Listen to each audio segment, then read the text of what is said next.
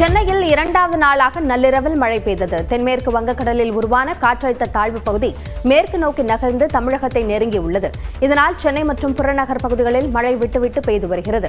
நேற்று முன்தினம் மழை கொட்டிய நிலையில் இரண்டாவது நாளாக நேற்றும் இரவில் மிதமான மழை நீடித்தது.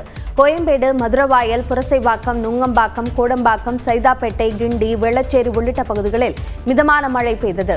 இதேபோல சென்னை புறநகரான பல்லாவரம், குரோம்பேட்டை, தாம்பரம், பெருங்களத்தூர், வண்டலூர், கூடுவாஞ்சேரி உள்ளிட்ட பகுதிகளில் பலத்த காற்றுடன் மழை பெய்தது. டெல்டா மாவட்டங்களில் பல்வேறு பகுதிகளில் கனமழை கொட்டி தீர்த்தது. திருவாரூர், புரிவலம், மாங்குடி, கமலாபுரம், சேந்தமங்கலம், பௌத்திரமாணிக்கம் உள்ளிட்ட பல்வேறு பகுதிகளில் 1 மணி நேரத்திற்கு மேலாக கனமழை பெய்தது. இதனால் விவசாயிகள் மற்றும் பொதுமக்கள் மகிழ்ச்சி அடைந்தனர்.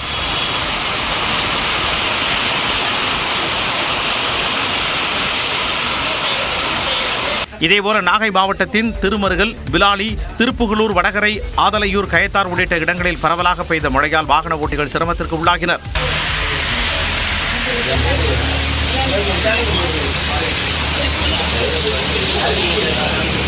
இதனிடையே கன்னியாகுமரி அருகே திருப்பரப்பு அருவியில் வெள்ளப்பெருக்கு குறையாததால் சுற்றுலா பயணிகளுக்கான தடை 4வது நாளாக தொடர்ந்தது.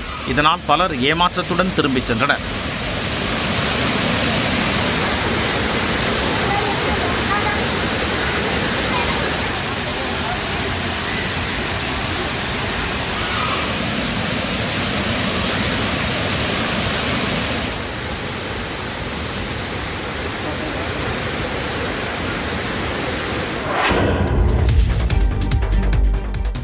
புதுச்சேரியில் நள்ளிரவில் கனமழை பெய்த நிலையில் பல்வேறு இடங்களில் மின்சாரம் துண்டிக்கப்பட்டது. விமான நிலையம், லாஸ்பேட்டை, கருவடிக்குப்பம், கிருஷ்ணாநகர், கோரிமேடு ஆகிய பகுதிகளில் 3 மணி நேரமாக தொடர்ந்து மழை பெய்தது. இதனால் முன்னெச்சரிக்கையாக அப்பகுதிகளில் மின் விநியோகம் நிறுத்தப்பட்டது. சாரம், முதலியார்பேட்டை, உப்பளம் மற்றும் சுற்றுவட்டார பகுதிகளில் மழை பெய்தது. பெரம்பலூர் மாவட்டத்தின் பல்வேறு பகுதிகளில் நள்ளிரவில் மழை கொட்டியது. நேற்று மாலையில் வானம் மேகமூட்டத்துடன் காணப்படும் நிலையில் பலத்த காற்று இதமான சூழலை ஏற்படுத்தியது. இந்த நிலையில் நள்ளிரவில் பெரம்பலூர் நகரம், வேம்பத்தட்டை, பாடாலூர், குன்னம், வேப்பூர், அகரம், சேக்கூர் உள்ளிட்ட பல்வேறு பகுதிகளில் பரவலாக மழை பெய்தது. சென்னை உள்ளிட்ட 12 மாவட்டங்களில் இன்று கனமழைக்கு வாய்ப்புள்ளதாக சென்னை வானிலை ஆய்வு மையம் தெரிவித்துள்ளது.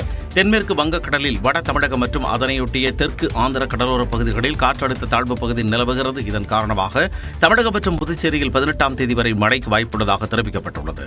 இன்று சென்னை, செங்கல்பட்டு, திருவள்ளூர், காஞ்சிபுரம், ராணிப்பேட்டை மாவட்டங்களில் கனமழைக்கு வாய்ப்புள்ளதாக வானிலை ஆய்வு மையம் தெரிவித்துள்ளது. அதேபோல் தென் மாவட்டங்களான கன்னியாகுமரி, திருநெல்வேலி, தென்காசி, தூத்துக்குடி, ராமநாதபுரம், விருதுநகர் மற்றும் மதுரை மாவட்டங்களில் கனமழை பெய்யக்கூடும் என கணிக்கப்பட்டுள்ளது. நாளை சென்னை உள்ளிட்ட வட மாவட்டங்கள், நாகை, திருவாரூர் போன்ற டெல்டா மாவட்டங்கள், திருநெல்வேலி, தென்காசி உள்ளிட்ட தென் மாவட்டங்கள் என மொத்தம் 27 மாவட்டங்களில் கனமழைக்கு வாய்ப்பிருப்பதாக வானிலை ஆய்வு மையம் தெரிவித்துள்ளது.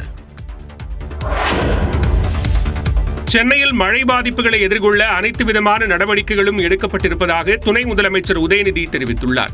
நியூஸ் 18 தொலைக்காட்சிக்கு பேட்டியளித்த அவர் மழையால் பெரிய அளவில் பாதிப்பில்லை என்றும் கூறினார். எல்லா விதமான ஏற்பாடுகளும் பண்ணியிருக்காங்க. போன முறையை விட இந்த முறை அதிகமாக எதிர்பார்க்குறோம். வார்னிங் கொடுத்துருக்காங்க. நேற்று நைட்லேருந்து ஒரு 2-3 மணி வந்து மழை பெய்ஞ்சிட்டு இருக்கு, தொடர்ந்து பெய்ஞ்சிட்டு இருக்கு. எல்லா ஏற்பாடுகளும் பண்ணப்பட்டிருக்கு.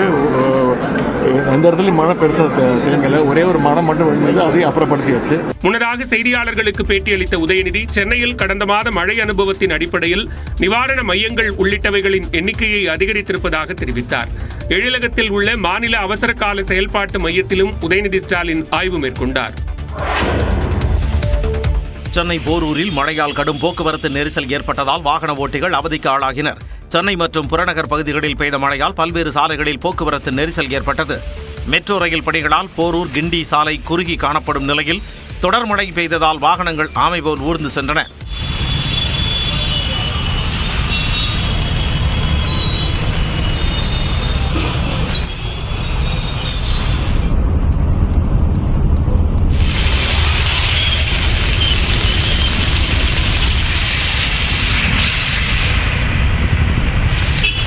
தரமணியில் இருந்து கந்தஞ்சாவடி செல்லும் பிரதான சாலையில் மழைநீர் குடம்போல் தேங்கி நின்றது. இதனால் அப்பகுதியில் சுமார் 1 கிலோமீட்டர் தூரத்திற்கு வாகனங்கள் அணிவகுத்து நிற்கும் சூழல் நிலவியது.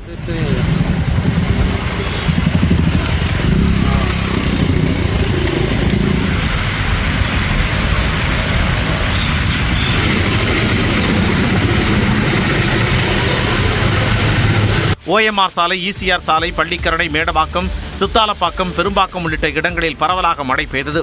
சோழிங்கநல்லூர் வட்டாட்சியர் அலுவலகம் எதிரே உள்ள இணைப்பு சாலையில் தேங்கியுள்ள மழைநீரை அகற்ற வேண்டும் என்று அப்பகுதி மக்கள் கோரிக்கை விடுத்துள்ளனர்.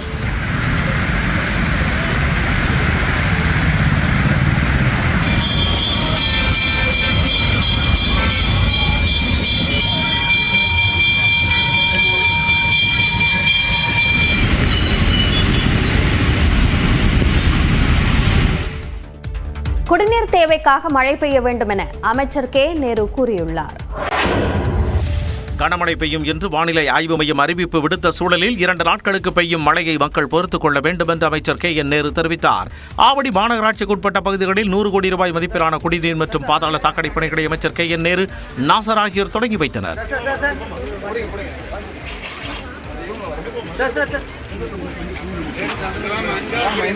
தொடர்ந்து செய்தியாளர்களிடம் பேசிய அமைச்சர் கே. நேரு, சென்னையின் முக்கிய ஏரிகள் நிரம்பாமல் இருப்பதாக கூறினார். மழை வருது இதை தண்ணி எடுங்க. இப்போ குடிநீர் குழாயெல்லாம், குடிநீர் ஏரிகளில் கொஞ்சம் பாதி அளவு தான் தண்ணி இருக்குது. மழை தேவை. இப்போ மழை குடிநீர் ஏரிகள்லாம் நிரம்ப வேண்டிய நிலையில் இருக்கிறது. ஒரு 2 நாளைக்கு வர அசௌகரியங்களை பொதுமக்கள் பொறுத்து கொள்ள வேண்டும். கிட்டத்தட்ட மாதம் முழுவதும் ஆண்டு முழுவதும் குடிநீர் தேவையை பூர்த்தி செய்ய வேண்டும் என எதிர்பார்த்து குடிநீர் தேவைக்காக மழை பெய்ய வேண்டும் எனவும் அமைச்சர் கே. நேரு கூறினார். புதுச்சேரியில் பெய்து வரும் தொடர் கனமழை காரணமாக பேருந்து நிலையத்தில் குளம் போல தண்ணீர் தேங்கியுள்ளது. விவரங்களை செய்தியாளர் இளவமுதனிடம் கேட்கலாம். இளவமுதன், இந்த தண்ணீர் தேக்கத்தால் பொதுமக்கள் எந்த அளவிற்கு பாதிப்பை சந்திக்கின்றனர்? அப்படியே நேற்று நள்ளிரவு முதல் புதுச்சேரியில் கனமழை பெய்து வருகிறது. காலையில் தற்போதுதான் மழை சற்று குறைந்து இருக்குது. இருப்பினும் மழை அளவை பார்க்கும்போது காலை 5:30 மணி வரை 11 சென்டிமீட்டர் 11.6 சென்டிமீட்டர் மழை அளவு பதிவாகி இருக்கிறது. பாதுகாப்பு கருதி லாஸ்பேட்டை, விமான நிலைய பகுதி, கருடிக்குப்பம், கோரிமேடு ஆகிய பகுதியில் மின் இணைப்பு துண்டிக்கப்பட்டிருக்குது. நகரப்பகுதியை பொறுத்தவரை தற்பொழுது லேசான மழை பெய்து வந்தாலும் இங்கும் மக்களுடைய பாதிப்பை பார்க்க முடிகிறது. குறிப்பிட்டு நாம் சொல்ல வேண்டும் என்றால், பேருந்து நிலையம், தற்காலிக பேருந்து நிலையம் முழுமையாக ஒரு கொழும்பு காட்சியளிக்கிறது. காரணம் என்னவென்றால், மரமலேரி சாலையில் உள்ள பேருந்து நிலையம் ஸ்மார்ட் சிட்டி திட்டத்தின் கீழ் சீரமைக்கப்பட்டு வருகிறது. இதன் காரணமாக தற்காலிக பேருந்து கடலூர் சாலையில் அமைக்கப்பட்டது. இது ஒரு கல்வித்துறைக்கு சொந்தமான விளையாட்டு திடல் தான். அந்த இடத்தில் தற்போது நாம் பார்க்கும் காட்சி முழுமையாக குளம் போல் காட்சியளிக்கிறது. ஒரு சாதாரண மழைக்கு கூட இந்த இடம் தாங்காது. ஆனால் தற்பொழுது நேற்று இரவு நள்ளிரவு பெய்த கனமழை காரணமாக எங்கு பட்டாலும் தண்ணீர் இருக்கிறது. பேருந்து நிலையம் ஒரு குளம் போல் தான் காட்சியளிக்கிறது. இங்கு வரும் பயணிகள் கடுமையான சிரமத்துக்கு பிறகுதான் பேருந்தை பிடித்து செல்ல வேண்டிய சூழ்நிலை ஏற்பட்டிருக்கிறது. அபிநயா, பேருந்து நிலையத்தில் தண்ணீர் தேக்கம் என்பது இருந்திருக்கிறது. சார்ந்த கூடுதல் விவரங்களுக்கு நன்றி இளவமுதன்.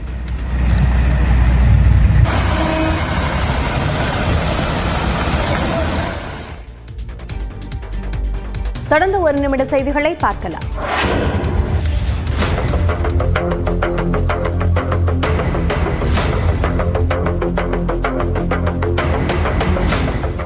சென்னை வடசரவாக்கத்தில் சாலையின் நடுவே புதையுண்ட மாநகராட்சி குப்பை லாரியை மீட்கும் CCTV காட்சிகள் தான் இவை.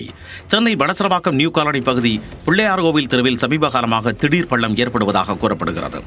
இதையடுத்து மாநகராட்சி ஊழியர்கள் சேதமடைந்த சாலையை சீர்படுத்தி இருந்தனர். இந்நிலையில் நேற்று முன்தினம் பெய்த கனமழையால் சாலையில் மீண்டும் பள்ளம் ஏற்பட்டதால் மாநகராட்சியின் குப்பை லாரி சாலையில் புதையுண்டது. இதனை கிரேன் மற்றும் மற்றொரு லாரி உதவியுடன் நீண்ட போராட்டத்திற்கு பிறகு மாநகராட்சி ஊழியர்கள் மீட்டனர். அதனைத் தொடர்ந்து சில மணி நேரங்களுக்கு அந்த வழியாக சென்ற 2 சக்கர வாகனமும் பள்ளத்தில் சிக்கியுள்ளது.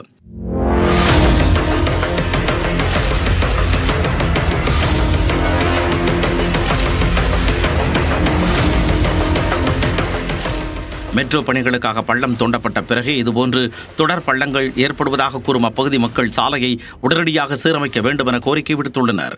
ஒரு சின்ன பள்ளம் வந்தது ஃபர்ஸ்ட். அதை முதலே பார்த்து சரி பண்ணியிருந்தாங்கன்னா பிரச்சனை எல்லாம் போயிருக்கும். ஆனால் அவங்க என்ன பண்ணாங்கன்னா டெம்பரரி மெஷர்ஸ் மட்டும் தான் பண்ணாங்களே தவிர ஒன்றுமே பண்ணல. மாநகராட்சி குப்பை லாரி புதையுண்ட சில நிமிடங்களில் 2 சக்கர வாகனமும் அதே இடத்தில் பள்ளத்தில் சிக்கிய சம்பவம் பரபரப்பை ஏற்படுத்தியுள்ளது.